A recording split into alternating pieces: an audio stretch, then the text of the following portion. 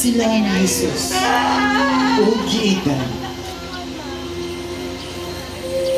Mga babae sa Jerusalem, ayaw ko ninyo hilaki, kundili ang inyong kaugalingon o ang inyong mga anak.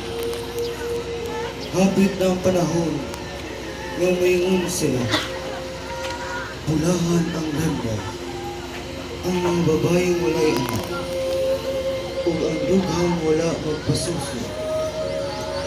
Mayingon sila sa mga bukid, ligid galing namo, tabunin ka.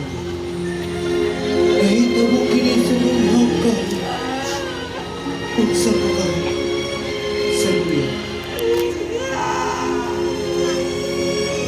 Pamalambo.